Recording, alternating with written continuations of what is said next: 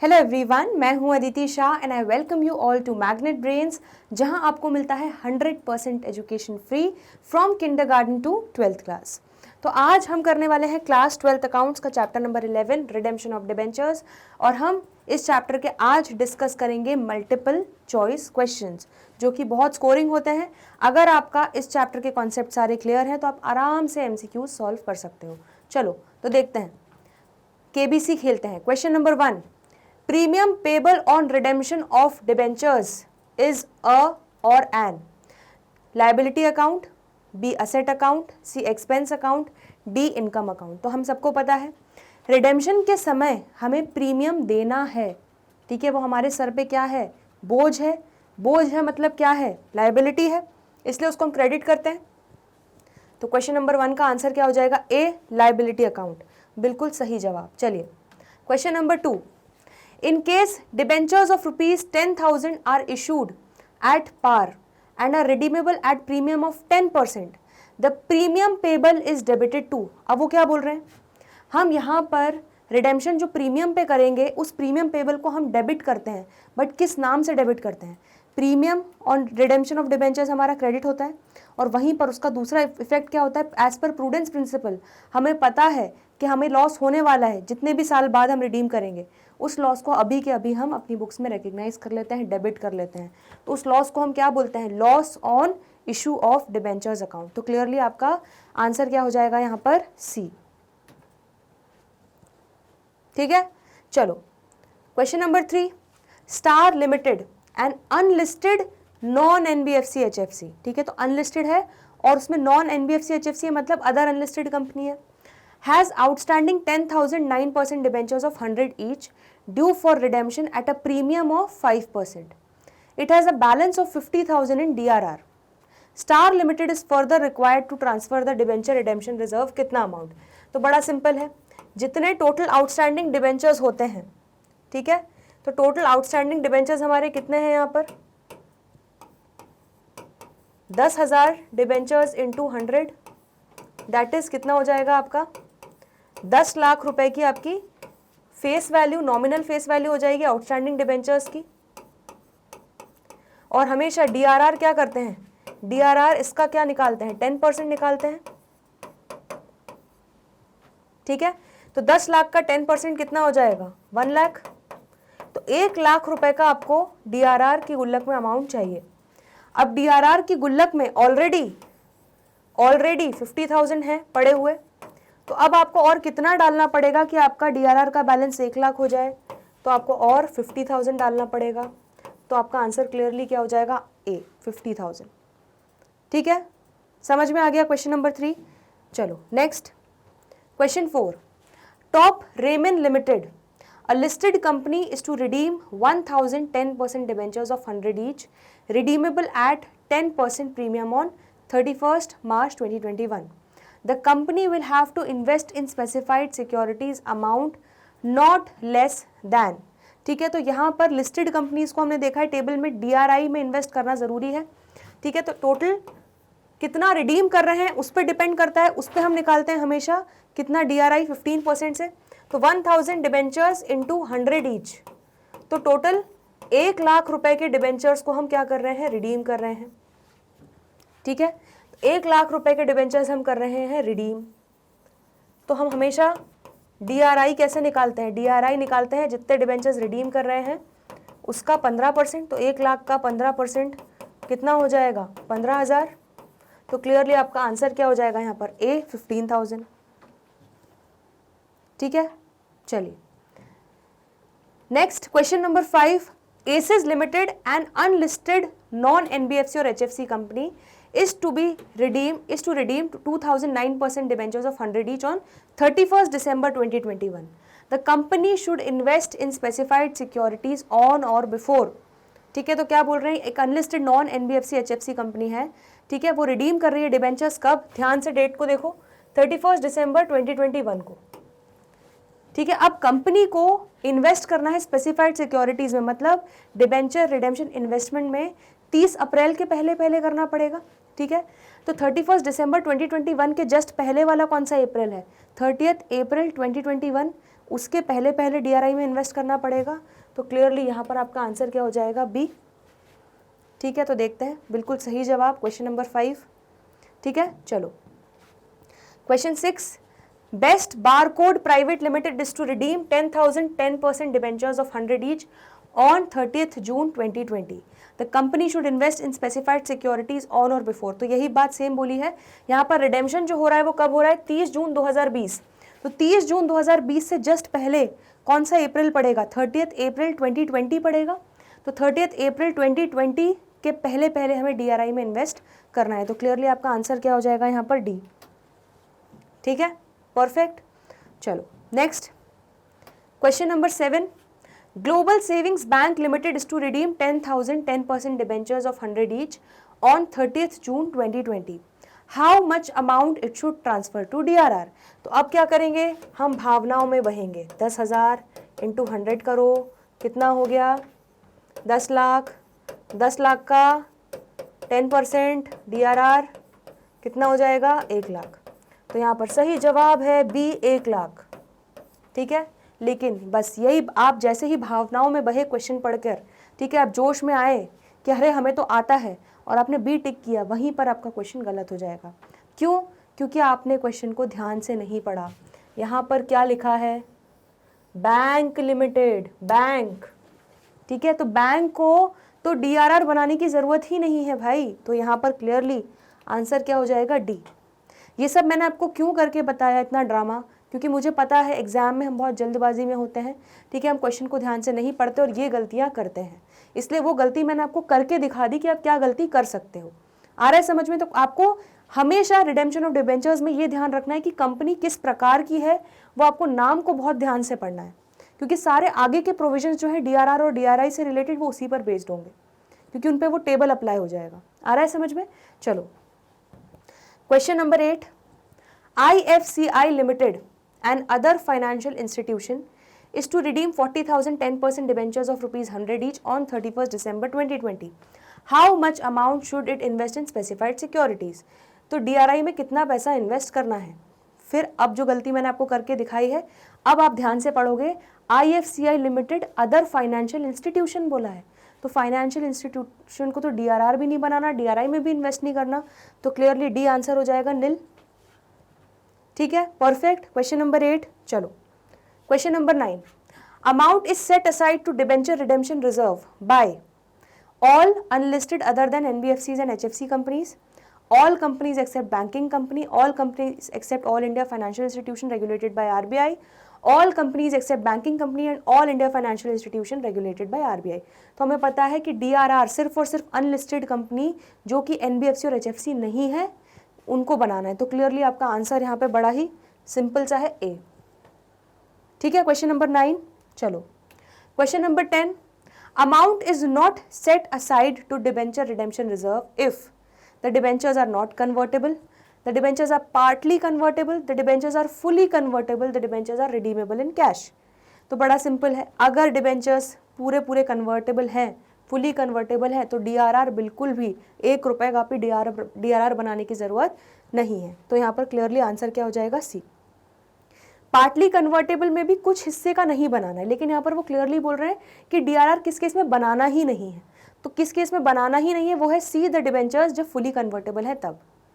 ठीक है, चलो question number 11, after redemption of debentures in lump sum, balance in debenture redemption reserve account is transferred to capital reserve, surplus that is balance in statement of profit and loss, C general reserve, D capital redemption reserve. तो हमें पता है जब हमारा redemption का काम समाप्त हो जाता है तो जो हमने स्पेसिफिक गुल्लक बना के रखी है उस दिन के लिए, अब उसका कोई यूज़ नहीं, तो उसका हम क्या करते हैं, ट्रांसफ़र कर देते हैं उसको जनरल रिजर्व में। ठीक है, अब उसका जो भी काम है वो जनरल काम होंगे, स्पेसिफिक काम खत्म हो चुके हैं रिडेम्पशन से रिलेटेड। तो क्लियरली क्वेश्चन नंबर 11 का आंसर क्या हो जाएगा, सी। समझ में आ गया। चलिए अगले क्वेश्चन पे आगे बढ़ रहे हैं। Question number 12, if the debentures are redeemed in parts, debenture redemption reserve is transfer to general reserve proportionate to debenture redeemed, transfer to capital reserve proportional to debenture redeem, transfer to general reserve after all the debentures have been redeemed, या transfer to capital reserve after all the debentures have been redeemed. तो हमने देखा है कि जैसे जैसे redemption होता है उसका प्रोपोर्शनेट अमाउंट जो डीआरआर की गुल्लक में पड़ा हुआ है उसको हम जनरल रिजर्व में शिफ्ट करते जाते हैं। तो क्लियरली आपका आंसर क्या हो जाएगा? ए। ठीक है। Question number 13, Anmol Retail Limited an unlisted company is to redeem 50,000 8% debentures of 100 each at a premium of rupees 10. Amount that should be set aside to debenture redemption reserve is. तो clearly unlisted company है, NBFC HFC नहीं है, तो यहाँ पर DRR बनेगा 10% से, तो 50,000 इंटू 100 रुपीज़ कितना हो जाएगा? 50 लाख। ठीक है, तो डीआरआर आपका कितना बन जाएगा? आपका टोटल आउटस्टैंडिंग डिबेंचर्स हो गए 50 लाख के, तो 50 लाख का 10% कितना हो जाएगा आपका? 5 लाख। ठीक है, तो क्लियरली आंसर क्या हो जाएगा? ए। क्वेश्चन नंबर 13 क्लियर है। Question 14, Ratan Limited, a listed company, is to redeem 10,000 8% debentures of 100 each at a premium of 10 out of profit. Amount that should be set aside to debenture redemption DRR is. ठीक है, तो क्या बोल रहे हैं? रतन limited एक listed company है। ठीक है, लिस्टेड कंपनी को तो डीआरआर बनाना ही नहीं पड़ता, तो क्लियरली यहाँ पर ऑप्शन देखने की भी जरूरत नहीं है, हमारा आंसर क्या हो जाएगा? D, nil. ठीक है, चलो question 15, Anmol finance limited a listed NBFC. ठीक है, तो लिस्टेड कंपनीज में एनबीएफसी है Anmol finance limited, is to redeem 10,000 8% debentures of 100 each at a premium of 10 out of profit. Amount that should be invested in DRI is. तो DRR नहीं बनाना पड़ता listed companies को, लेकिन लिस्टेड एनबीएफसी हो, HFC हो या अदर लिस्टेड कंपनीज हो, इन सबको आपको 15% से डीआरआई में इन्वेस्ट करना पड़ेगा। ठीक है, 15% किसका? जो आपका रिडेम्पशन ऑफ डिबेंचर्स का फेस वैल्यू है, तो 10,000 डिबेंचर्स रिडीम कर रहे हैं इंटू 100, तो टोटल 10 लाख रुपए के डिबेंचर्स आप रिडीम कर रहे हो। ठीक है, उसका 15% आप करोगे, दैट इज कितना हो जाएगा आपका? 1.5 लाख रुपए, तो 1,50,000 आपका क्या आ जाएगा जो आपको डीआरआई में अमाउंट इन्वेस्ट करना है। तो क्लियरली आंसर क्या हो जाएगा? ए। ठीक है, चलो next question number 16, H&S Housing Finance Limited, an unlisted company, has outstanding 10,000 8% debentures of rupees 100 each, redeemable at premium of rupees 10 each. तो H&S एक हाउसिंग फाइनेंस है अनलिस्टेड। ठीक है, तो अनलिस्टेड कंपनी में जो HFC है यह है H&S कंपनी। ठीक है, इसके कितने टोटल डिबेंचर्स हैं? 10,000 8% debentures of 100 each, redeemable at premium of 10. Out of these 5,000 debentures are to be redeemed on 31st December 2020. ठीक है, तो debenture redemption reserve should be, तो हमने देखा है अनलिस्टेड कंपनीज के केस में अगर एनबीएफसी और एचएफसी है तो उनको डीआरआर बनाना ही नहीं है। अगर हाँ उनके अलावा कोई दूसरी अनलिस्टेड कंपनी है उनको डीआरआर बनाना है, तो क्लियरली यहाँ पर आंसर क्या हो जाएगा? सी। ठीक है, चलो next question number 17, G&S Limited, an unlisted company, has outstanding 10,000 8% debentures of rupees 100 each, redeemable at a premium of rupees 10 each. Out of these 5,000 debentures are to be redeemed on 31st December 2020. Debenture redemption investment should be. तो DRI बिल्कुल unlisted company है उसके case में। ठीक है, यहाँ पर DRI में इन्वेस्टमेंट करना पड़ेगा, तो क्या करेंगे यहाँ पर हम कितने डिबेंचर रिडीम कर रहे हैं पहले वो निकालना पड़ेगा। तो आउट ऑफ दीज 5,000 डिबेंचर्स को रिडीम कर रहे हैं और पर डिबेंचर 100 रुपये की वैल्यू है, मतलब 5 लाख रुपए के डिबेंचर्स रिडीम कर रहे हैं, तो DRI आपका बनेगा 5 लाख का 15%, ये कितना हो जाएगा आपका? 75,000। ठीक है, तो क्लियरली आपका आंसर क्या हो जाएगा? ए, 75,000। समझ में आ रहा है इतना? अब आगे बढ़ रहे हैं। क्वेश्चन 18, अर्पित फाइनेंसिंग कंपनी लिमिटेड। ठीक है, तो फाइनेंसिंग कंपनी लिमिटेड है और लिस्टेड एनबीएफसी। ठीक है, तो लिस्टेड कंपनीज में भी एनबीएफसी है। is to redeem its debentures of nominal face value of 2,50,000 each on 30th June 2020, on 30th September 2020, on 31st December 2020 and 31st March 2021. ठीक है, तो यहाँ पर ऐसा समझ लो कि 1 अप्रैल है आपका, 1 अप्रैल 2020, ठीक है। देन आपको कब कब आपकी रिडेम्पशन हो रहा है, 30th जून को हो रहा है, तो 30 जून 2020, देन 30th सितंबर 2020, 31st दिसंबर 2020 एंड देन अब अगले साल स्टार्ट हो चुका है 31st मार्च 2021, ठीक है। तो हर इन चारों महीनों में इन डेट्स पे 2,50,000, 2,50,000, 2,50,000 एंड 2,50,000 का रिडेम्पशन हुआ है। आ रहा है समझ में? मतलब टोटल इन चारों डेट्स का मिलाकर इस फाइनेंशियल ईयर का टोटल रिडेम्पशन कितना हो गया? टोटल 10 लाख रुपीस का हो गया। इतना क्लियर हो गया? The amount that should be invested in debenture redemption investment on or before 30th April 2020 should be, ठीक है। तो क्लियरली इन सारी ही डेट्स के लिए सबसे पहला अप्रैल कौन सा आ रहा है? 30th अप्रैल ही आ रहा है। इनसे जस्ट पहले 30th अप्रैल 2020 आ रहा है। तो 1 अप्रैल टू 30th अप्रैल के पहले के इस ड्यूरेशन के बीच में आपका DRI में इन्वेस्टमेंट हो जाना चाहिए। तो एनी हाउ इन सारी डेट्स के लिए जो रिडेम्पशन हो रहा है आपका 30 अप्रैल 2020 के लिए के पहले कितना DRI में इन्वेस्ट हो जाना चाहिए? तो बहुत सिंपल है, टोटल कितना आपका हो रहा है? 10 लाख रुपीस का रिडेम्पशन हो रहा है, तो 10 लाख का 15% आपको DRI में इन्वेस्ट करना पड़ेगा, तो कितना हो जाएगा? 1.5 लाख रुपए, ठीक है। वो पढ़ने में कंफ्यूजिंग है इसलिए मैंने आपको डायग्राम बना के बता दिया। तो क्लियरली यहाँ पर आंसर क्या हो जाएगा आपका? बी, ठीक है। समझ में आ गया क्वेश्चन नंबर 18, ठीक है। इन सारी ही डेट्स के लिए रेलिवेंट डेट कौन सी हो जाएगी? DRI आपका इन्वेस्ट करने के लिए 30th अप्रैल 2020।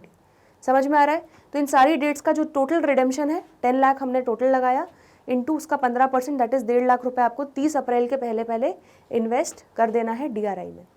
क्लियर हो गया? चलो question 19, Anurag limited listed HFC, listed company है और उसमें भी HFC है, is to redeem its debentures of nominal face value of 2,50,000 each on 30th September 2020, 31st December 2020, 31st March 2021 and 30th June 2021.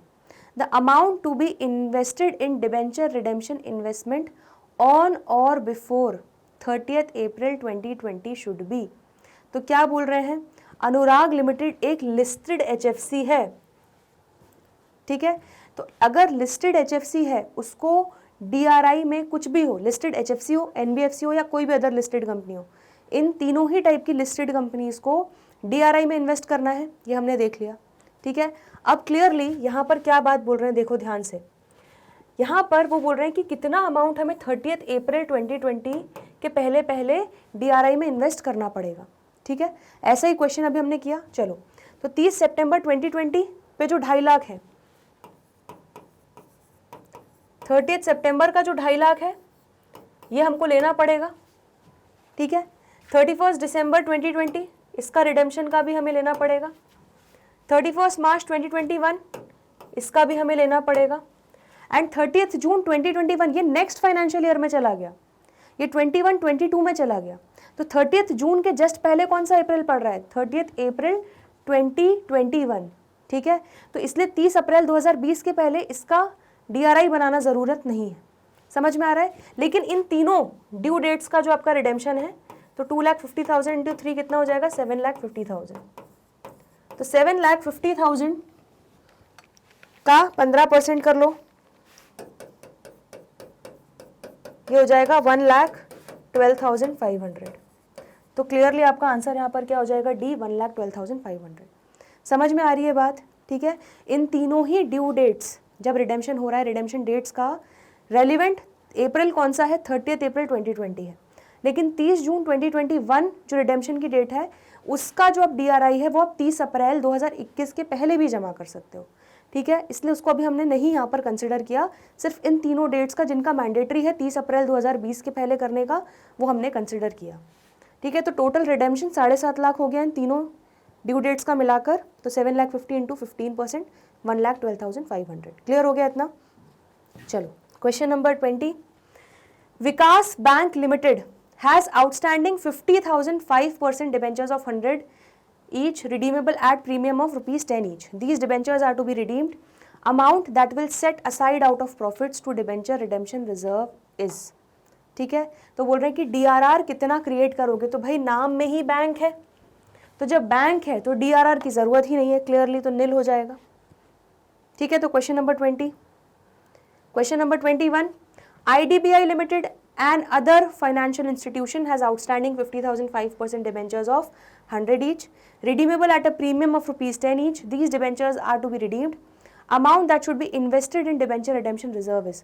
तो again ये अदर फाइनेंशियल इंस्टीट्यूशन है, ठीक है, तो इनको भी DRR बनाने की ज़रूरत नहीं होती, तो क्लियरली यहाँ पर भी आपका आंसर क्या हो जाएगा? डी। समझ में आ रहा है? चलो चलिए, तो बधाई हो, आपके इस चैप्टर के मल्टीपल चॉइस क्वेश्चंस भी कंप्लीट होते हैं यहीं पर। आई होप आपको अच्छे से सारे क्वेश्चन समझ में आए हैं। किसी भी क्वेश्चन में कोई भी डाउट हो तो प्लीज़ कमेंट सेक्शन में पूछना ना भूलें। आज के लिए इतना ही, बाकी के जो भी क्वेश्चंस हैं करेंगे आने वाले अगले लेक्चर्स में। तो जल्दी मिलते हैं ब्रेक के बाद। देखते रहिए Magnet Brain, stay tuned, good bye.